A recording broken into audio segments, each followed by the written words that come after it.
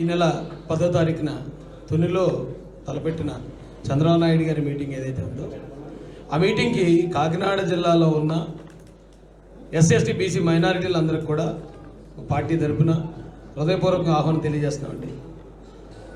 ఈ భారతదేశం కోసం స్వాతంత్ర పోరాటం చేసి జైలుకి వెళ్ళి వచ్చిన స్వాతంత్ర సమరయోధులను మనం ఎంత గౌరవించుకుంటామో అలాగే మన ఆంధ్ర రాష్ట్రం కోసం జగన్ అనే ఒక దారుణమైన నియంత్రణతో పోరాటం చేశారు.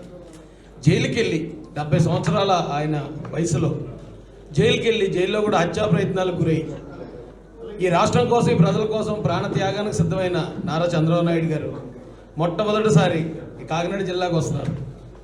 ఈ కాకినాడ జిల్లాలోనే దళితుల మీద దాదాపు సుబ్రహ్మణ్యం కానీ, సీతానగరం శిరోమండలం కేసు ప్రసాద్ కానీ, సావలకోట గిరీష్ కానీ, ఇక్కడ తుని దగ్గరలో నడిపల్లి రాము కానీ ఇలాంటి దళితులను ఎంతోమందిని వైసీపీలు చంపితే ఆ చంపిన ఆ బాధితుల కుటుంబం తరపున తెలుగుదేశం పార్టీ నిలబడడానికి కానీ వారికి సహాయ సహకారాలు అందించడంలో కానీ చంద్రబాబు నాయుడు గారి పాత్ర ఎప్పటికీ మర్చిపోకూడదు.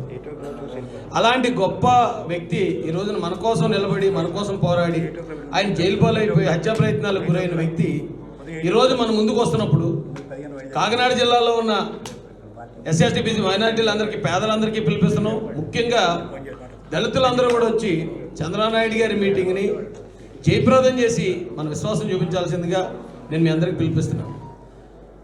చంద్రబాబు నాయుడు గారు అలాగే పవన్ కళ్యాణ్ గారు ఇద్దరు తీసుకున్న ఈ నిర్ణయం ఈ రాష్ట్ర భవిష్యత్తును మారుస్తుందని, ఈ రాష్ట్రంలో ఉన్న నిరుద్యోగులు బడుగు బలహీన వర్గాల భవిష్యత్తును మారుస్తుందని, జగన్మోహన్ రెడ్డి చేసిన ప్రతి డ్యామేజ్ నుంచి ఈ రాష్ట్రాన్ని కాపాడాలంటే టీడీపీ జనసేన కూటమితోనే సాధ్యమవుతుందని మీ అందరికీ తెలియజేస్తూ, మీ అందరికీ కూడా హృదయపూర్వక ఆహ్వానం తెలియజేస్తూ అవకాశం ఇచ్చిన పెద్దలందరికీ కూడా హృదయపూర్వక నమస్కారాలు తెలియజేస్తూ.